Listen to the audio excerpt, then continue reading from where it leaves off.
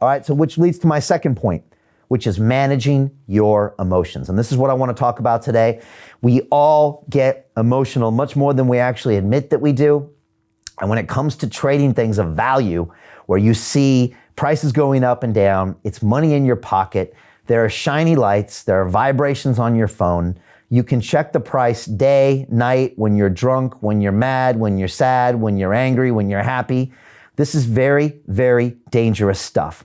And again, it's one thing to manage your emotions in a down market, which is what we've been doing for the past 3 months, right? And I've been talking through my students and talking about stop losses. Now it gets even harder because now it's party time, right? We're on the 10th tequila shot and everything seems like a good idea at the party. We've all been at that party where it's not a good idea to do some of those things, all right? I've been there too. And I want to make sure you make intelligent decisions to where you don't wake up the next morning with a big hangover, wondering where your watch is, what the tattoo is all about, and what that wedding ring is doing on your finger. So again, it's like the 20th tequila shot, the tattoo you got, and that wedding in Vegas. I want to avoid emotional decision making, and I want to talk about that in the trading disciplines. I also want to give you a testimonial from one of my students inside Kings of DeFi who is making money for the first time ever in her life trading, and I want to share with you some of the things that she has to talk about. The last thing I want to talk about is how to take gains during the crypto rally. And let me throw up a really quick chart up here that just gives you a rough idea with what I'm talking about here. And again, you can see someone here buying an asset, and you can see someone here selling it too late. And I don't want this to happen to you. And I want to show another really interesting graph.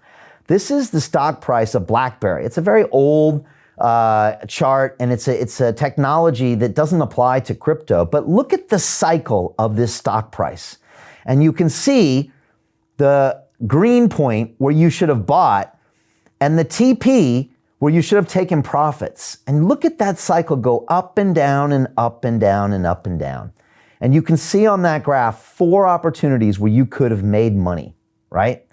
And the reason I show you that graph, and you can come back to me now, is that a hodler would still be sitting there with their position, whereas a trader would have locked in 4 different profit strategies, 4 different profit strategies, because they were using their brain and checking their emotions at the door.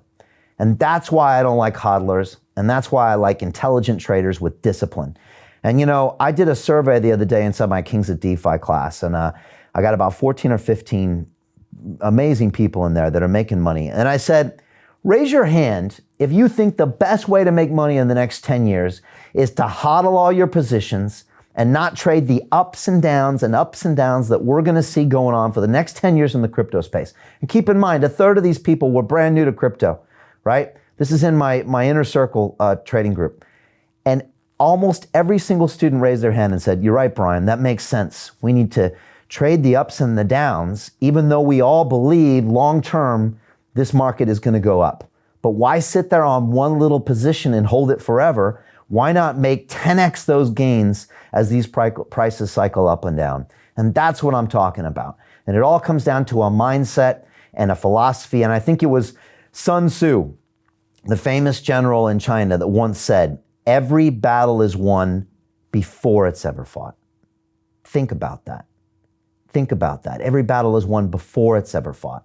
So you already know before Bitcoin rallies and goes up 30%, you already know where you're locking in your profits. You already know, yep, I'm taking some profit at 20%. I'm taking a little more profit when it goes up 25%. I'm taking a little more profit when it goes up 40%. It's already locked in.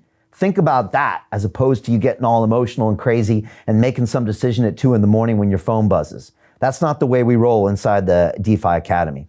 And again, this is something that seasoned traders have known for a very long time. I want to put up a picture of Marty the Pitbull Schwartz. He's a seasoned trader, and Marty said this. He said, most people think they are playing against the market, but the market doesn't care. You are playing against yourself.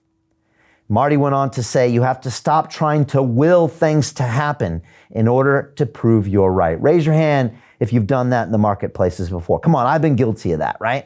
I'm willing Bitcoin to go up. I knew it was the whole time. I've been telling all my relatives, they think I'm crazy. You have to stop doing against that. And Marty goes on to say, listen only to what the market is telling you. And he finishes off with one of the greatest statements ever. The sole objective of trading is not to prove you're right, but to hear the cash register ring.